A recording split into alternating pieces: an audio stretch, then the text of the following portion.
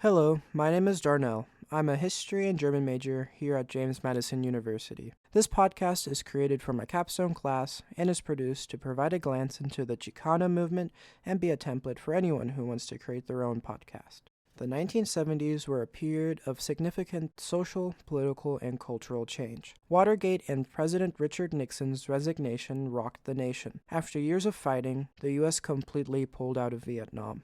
The echoes of the 1960s African American civil rights movement continued to bring about change. Within the broader context of the civil rights movement, a Chicano movement emerged in the southwestern United States. This is one of the largest social movements by Americans of Mexican descent. This movement involved the people who historically lived in the U.S.-Mexico borderlands. Colorado is situated within this region. The climate is dry with no ocean nearby, resulting in large temperature changes throughout the day. Summers are very hot and winters are very cold. This U.S. state features the Great Plains, the Wyoming Basin, the Colorado Plateau, alongside deserts, canyons, and a segment of the Rocky Mountains. Colorado has been inhabited for a millennia. The Ute people are its oldest residents. They were largely nomadic and originated from the mountains.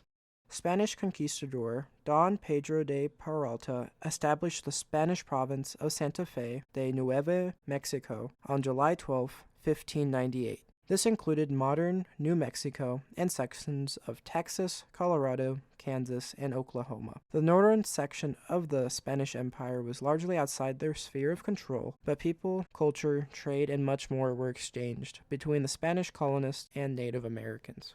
Chicanos have inhabited this region long before Europeans arrived. Spain made it part of their empire. Then, after the Mexicans revolted, this region became part of the Mexican Republic in 1824. The U.S. then started a war with Mexico, known as the Mexican-American War. Fighting ended with the Treaty of Guadalupe, resulting in the Chicanos being split between the U.S. and Mexico. The Chicano identity is ethnic and political. They are U.S.-Mexico borderlands people. By the time it was the 1970s, many felt like second-class citizens in their ancestral home. The Chicano identity then became about fighting against assimilation, choosing to be proud and advocate for other Chicanos. It represents membership in the interconnected struggle that people in this community experience.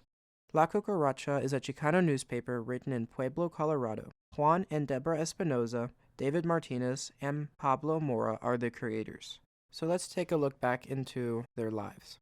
Juan Espinoza grew up in a small town where very few Chicanos lived. He joined the Air Force and deployed to Vietnam in 1968. He says that his military experience matured him. 1968 will also be the year that he encounters a Chicano movement rally and student protest. After leaving the military, Juan attends Colorado University and studies journalism.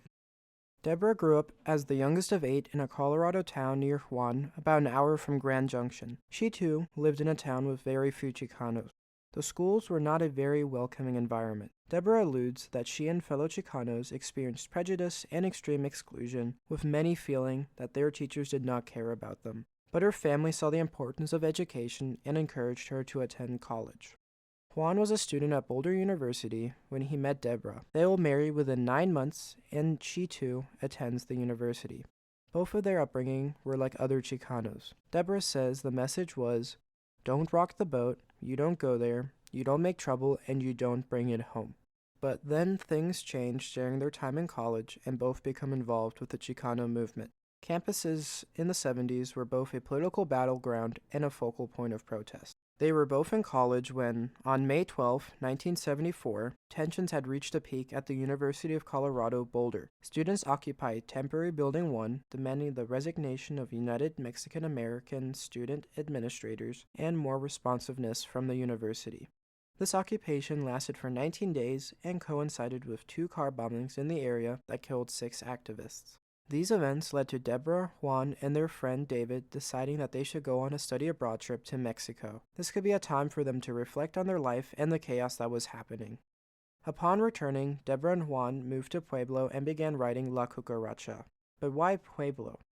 When asked, Juan says, "In here we had a population of over 40% Chicano, and depending on who you asked, it could be as much as 51%. I just felt that there was a big enough economic base and a population base that they could support a Chicano alternative newspaper." Many Chicano newspapers were created to report on police brutality. La Cucaracha began like that, but evolved to become a fabric of the Pueblo community. They wanted a balance between their principles and community service. They featured happy stories like about a woman who had many children on Mother's Day, but also reported on affirmative action cases at universities. They had a lot of coverage on taxes because their taxes were not being reinvested into their communities, so La Cucaracha could bring more awareness to issues like these. Most of the La Cucaracha is archived at Colorado State University, Pueblo. You can access them on coloradohistoricnewspapers.org by searching La Cucaracha. Anyone can search this newspaper and access the many available editions. It is through the hard work and dedication of all the people involved in creating this digital archive that I'm able to conduct my research. People today can use archived newspapers from the 1970s as an educational resource and a great primary source. They may also be viewed as a secondary source. Students can analyze the newspaper publisher, who the audience was, why it was formed, what they wrote about, and contextualize it within this era.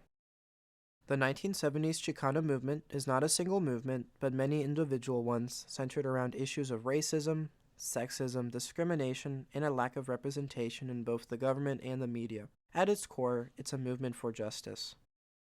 Cesar Chavez is a civil rights leader and co-founder of the National Farm Workers Association. He fought for better farm labor conditions for Chicanos. This quote illustrates how La Cucaracha meant more than just a newspaper to its readers and the Pueblo community. While complimenting Juan on El Malcriado, a newspaper he wrote in 1973 before creating La Cucaracha, Chavez says, "The paper's really doing good. You know what? The paper, it's getting out. The value of that newspaper is that when you hand it to a farm worker and he gives you a dime for it, it's like a contract. That's the value of the newspaper. I don't even care what you put in it," he says laughingly. It's that act of distributing the paper and taking that time from that farm worker who doesn't have very many dimes. What is this contract that Cesar Chavez refers to? This experience with Cesar Chavez highlights that Juan was encouraged by fellow Chicanos to keep working on journalism. Chavez's family was struggling to make ends meet during his childhood, likely because they had no union available for them. His involvement in the Chicano movement was focused on fighting for the farm workers, while Juan fought for his community in Pueblo, Colorado. Reclaiming words and taking pride in their culture is a form of the Chicano movement.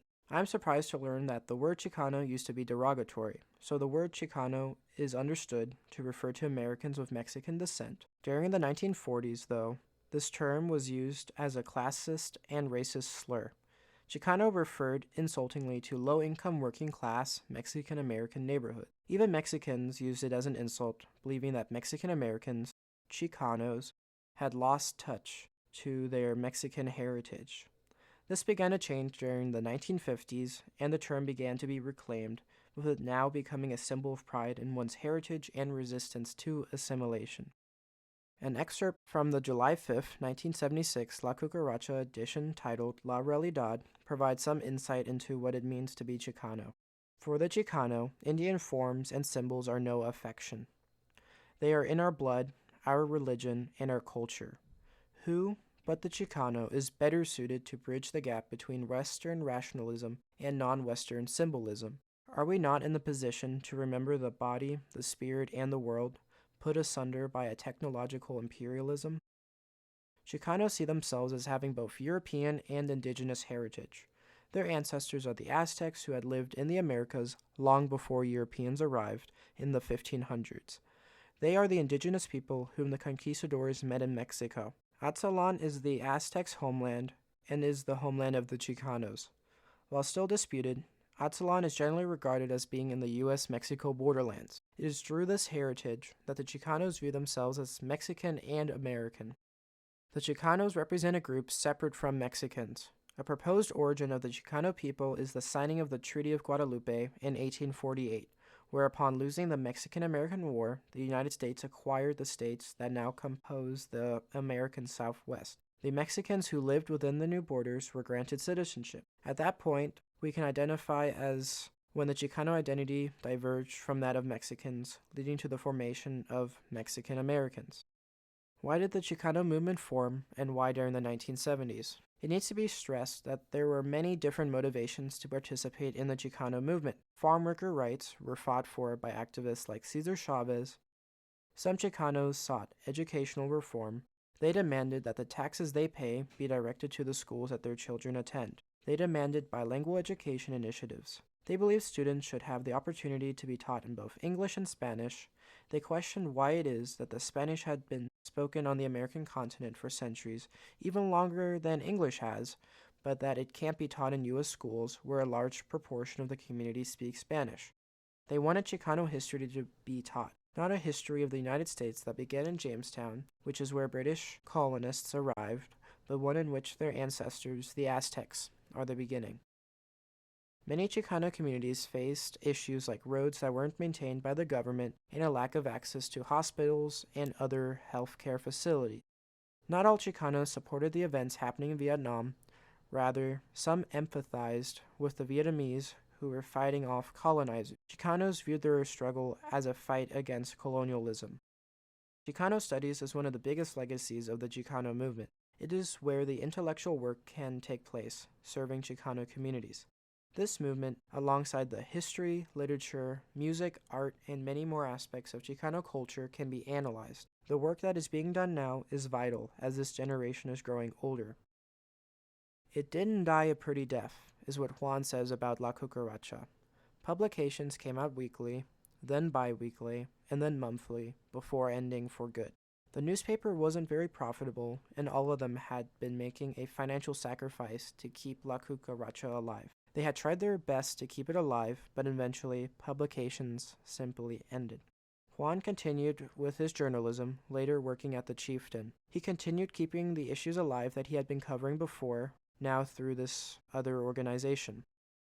Deborah became the director of El Pueblo Museums and continued her efforts as a community organizer. She joined United Seniors in Colorado and fought for many of the same issues that affected low-income people, but now for the senior population.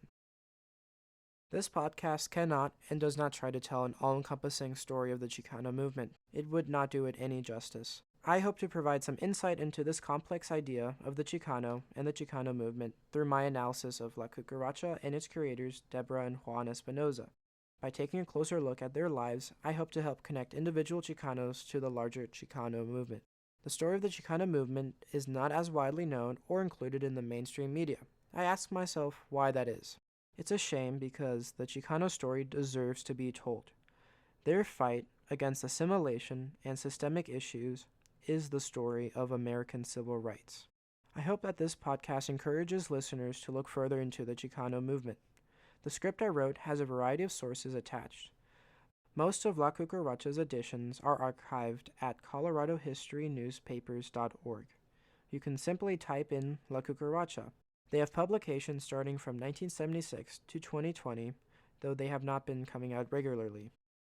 Chicanos today continue the efforts that people like Deborah and Juan Espinoza have been pursuing across their lifetime. There is still more work to do. The legacy of the 1970s Chicano movement continues today through progressive movements focused on racial justice, education, and cultural pride. Thank you for listening. My name is Darnell, and this was La Cucaracha, Pueblo's newspaper at the heart of 1970s activism.